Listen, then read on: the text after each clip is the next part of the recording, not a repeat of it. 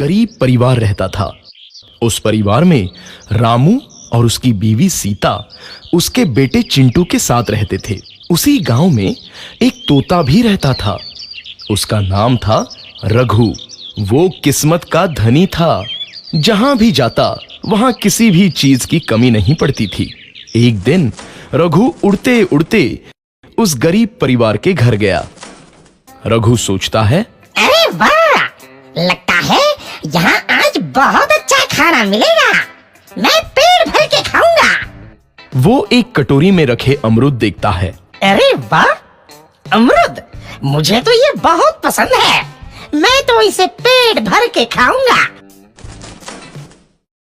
रघु तोता अमरूद खाने ही लगता है। तभी सीता रघु को अमरूद खाते देखती है तो गुस्सा हो जाती है और उसे वहां से भगा देती है। भाग यहाँ से, न जाने कहां से आ जाते हैं। मैं तो परेशान हो गई हूं इनसे। सीता के भगाने के बाद रघु चुपचाप से एक कोने में रहता है। धीरे धीरे उस परिवार की बरकत होने लगती है।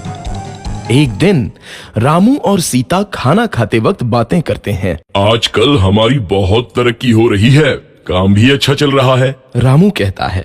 इस पर सीता कहती है, सच कहा, भगवान हमेशा ऐसे ही हम पर मेहरबान रहे। बेटा चिंटू भी कहता है, पिताजी, मुझे खिलौना लेके दो ना, मेरे सभी दोस्तों के पास है। रामू कहता है, ठीक है, जरूर लाऊंगा। सीता कहती है, कितने खुश है सब, मेरे परिवार को किसी की नजर ना लगे। एक तरफ ऐसी बातें होती हैं तो दूसरी तरफ रसोई में रघु तोता भी अमरूद खाते रहता है। मजा आया, अमरूद खाया, मजा आया, अमरूद खाया, मजा आया। तभी सीता रसोई में आती है और रघु तोते को अमरूद खाते देख बहुत गुस्सा होती है। सीता रघु को बाहर निकालने के लिए पिंजरे में अमरूद रखती है। रघु जब अमरूद खाने लगता है तो पिंजरे का दरवाजा बंद हो जाता है और वो उसमें फंस जाता है। मुझे बाहर निकालो, मैं यहाँ फंस गया हूँ, मुझे बचाओ। अगले दिन सीता पिंजरा उठाकर बाहर दूर उस रघु को छोड़ देती है। रघु के जाते ही उनके घर आई बरकत धीरे धीरे कम हो जाती है। उन्हें बहुत घाटा होता है। सीता कहती है, ये क्या हो रहा है, अचानक इतना कैसे बदल गया? अभी तक तो सब कुछ अच्छा चल रहा था। रामू कहता है, लगता है भगवान हम पर रूठ गए हैं। चिंटू भी कहता है, लगता है अब मुझे खिलौने भी नहीं मिलेंगे। और वो रोने लगता है और बाहर चला जाता है। कुछ दिन बाद रघु तोता फिर से उस घर में आता है। वापस आया, मैं वापस आया, अब मैं जमकर अमरूद खाऊंगा। रघु सीधा रसोई घर में चला जाता है और अमरूद खाने लगता है।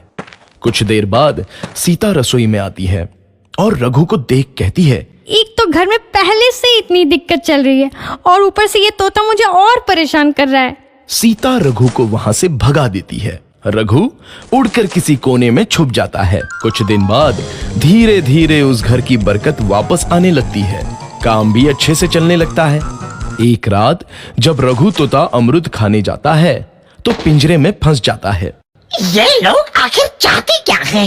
एक तोते को शांति से अमरूद खाने क्यों नहीं देते? मैं कौन सा चोरी कर रहा हूँ? बस अमरूद ही तो खा रहा हूँ। तभी रामू वहां आता है और पिंजरे में रघु तोते को देख उसे बाहर छोड़ देता है। ये तोता भी कितना जिद्दी है, बार बार वापस आ जाता है।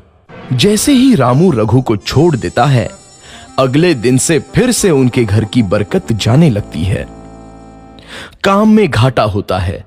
किसी को समझ नहीं आ रहा था कि ऐसा क्यों हो रहा है। रघु तोता घर आता है तो अचानक बरकत आती है और जब रघु तोता को बाहर निकालते हैं तो बरकत चली जाती है। एक दिन सीता रघु तोते के घर आने और बाहर जाने की स्थिति पर नजर रखती है।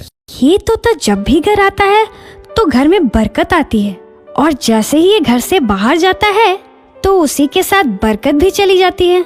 कहीं ये जादुई तोता तो नहीं है? अगली बार जब ये तोता घर आएगा तो मैं इसे कहीं नहीं जाने दूंगी।